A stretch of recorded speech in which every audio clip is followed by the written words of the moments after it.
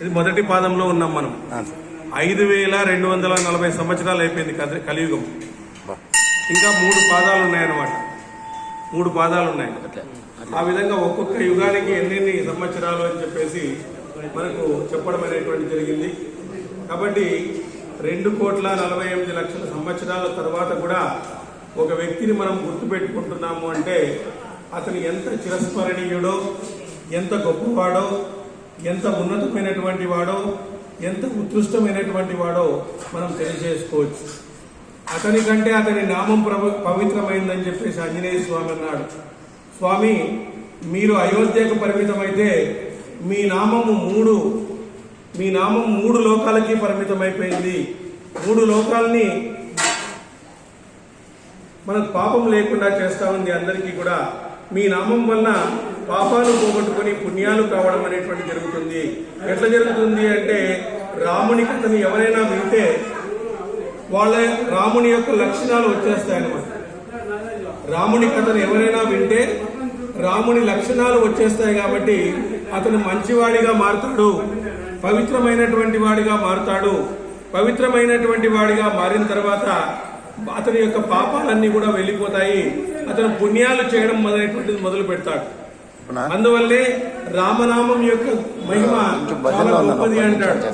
ఒకసారి శనీశ్వరుడు వస్తాడు ఆంజనేయ స్వామిని పట్టుకోవాలని చెప్పేసి. ఆంజనేయ స్వామిని పట్టుకోవాలని వస్తే ఆయన రామనామాన్ని జపిస్తూనే ఉంటాడు.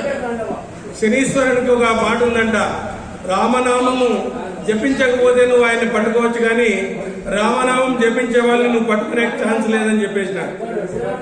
ఆయన రోమంలో కూడా ఆయనకి ఎన్ని వెంట్రుకలు ఉన్నాయో అన్ని వెంట్రుకల సంఖ్య కలిగినటువంటి రామనామాన్ని ఉచ్చరించినాడంట. కొన్ని కోట్ల రామనామాల్ని ఉచ్చరించడం వలన శనీశ్వరుడు ఆంజనేయ స్వామిని పట్టుకోలేకుండా పోయినాడంట. కాబట్టి శివుని పట్టుకున్నాడు మళ్ళీ, కానీ శనీశ్వరుడు ఆంజనేయ స్వామిని పట్టుకోలేకుండా పోయినాడు. కాబట్టి రామనామం అంటే అంత ఉత్కృష్టమైనటువంటిది. 2 మహామంత్రాల నుంచి వచ్చినటువంటి నామం అది. ఆషామాషి నామం కాదు, 2 మంత్రాల మహామంత్రాలవి. ఓం నమో నారాయణాయ, ఓం నమ శివాయ. ఓం నమో నారాయణాయలో 5వ అక్షరము, ఓం నారాయణాయలో 2వ అక్షరము. 5 × 2 10, 10 × 10 × 10 అంటే 3 సార్లు రామనామాన్ని పలికితే 1000 సార్లు రామనామం పలికినట్లు అనమాట.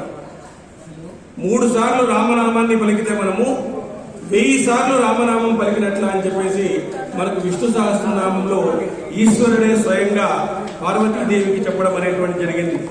కాబట్టి రామనామముతో వశిష్ఠ విశ్వామిత్రులే కాదు, మారీచుడు సైతం రామని గుణాలను మెచ్చుకున్నాడు.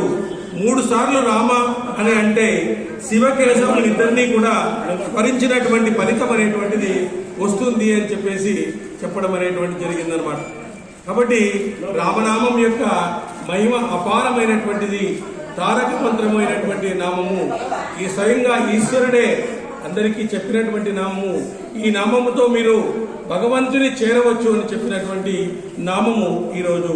కాబట్టి రాముని యొక్క లక్షణాలైనటువంటి పూర్వభాషి అంటే ముందే మాట్లాడించేటువంటి వాడు, స్మిత భాషి నవ్వుతూ మాట్లాడుతూ ఉండేటువంటి వాడు, మిత భాషి ఎంత అవసరమో అంతే మాట్లాడేటువంటి వాడు, మధుర భాషి మధురంగా మాట్లాడేటువంటి వాడు.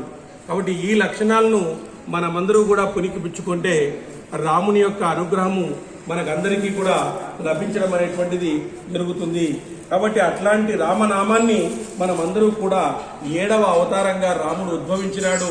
అంటే 6 గుణాలను దాటితే 7వ గుణంగా మనకు ఆనందం అనేటువంటిది లభిస్తుందంట. కామ క్రోధ లోభ మోహ మదమాచార్యాలు అంటే 6 గుణాలు.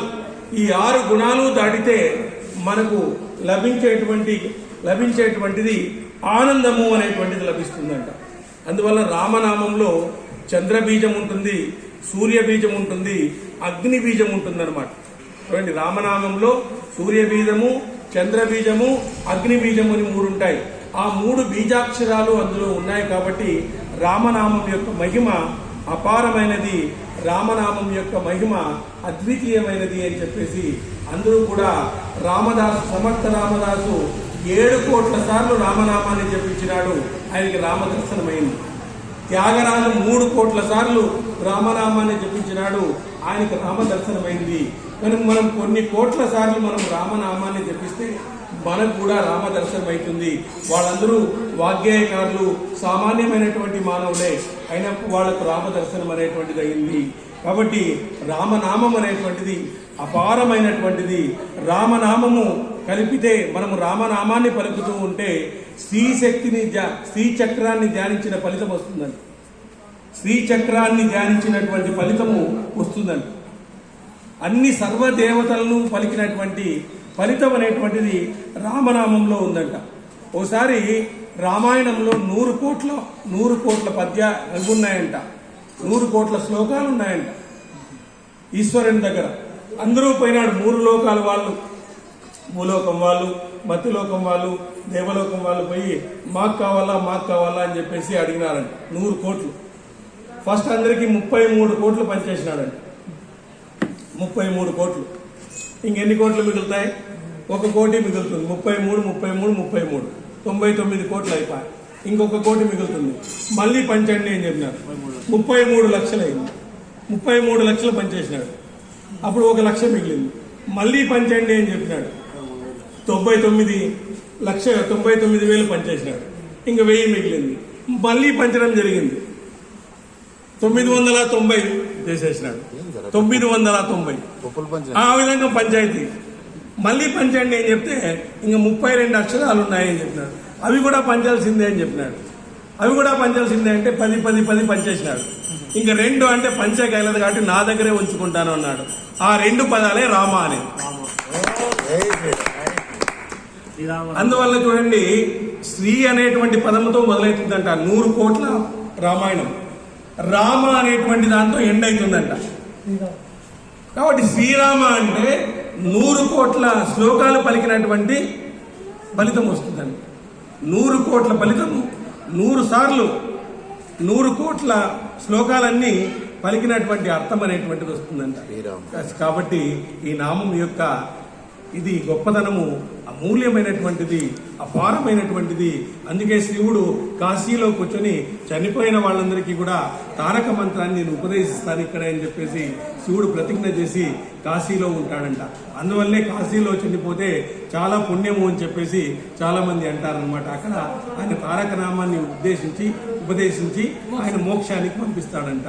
ఆ విధంగా మనము భగవంతుని యొక్క దయతో ఈ ఏటిగడ్డ ఆంజనేయ స్వామిగా బృందంగా ఏర్పడి దాదాపుగా ఒక 4 సంవత్సరాలు అందరూ కూడా ప్రయాణం చేసినాము. మధ్యలో లుకలుకలు వివాదాలు ఏవైనా ఉన్నప్పటికీ కూడా అందరూ కూడా కలిసి ఉన్నాము. దాంట్లో బాలకాండ పూర్తి చేసుకున్నాము. తర్వాత అయోధ్యకాండను కూడా మొన్ననే పూర్తి చేసుకోవడం జరిగింది.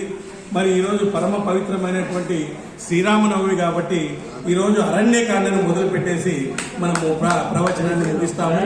ఈరోజు అరణ్యకాండ అంటే భగవంతుడు చిత్రకూట పర్వతం నుంచి అనేక మునులను సేవిస్తూ చిత్రకూట పర్వతం నుంచి ఎక్కడ వెళ్ళినాడంటే దండకారణ్యంలోకి వెళ్ళినాడు.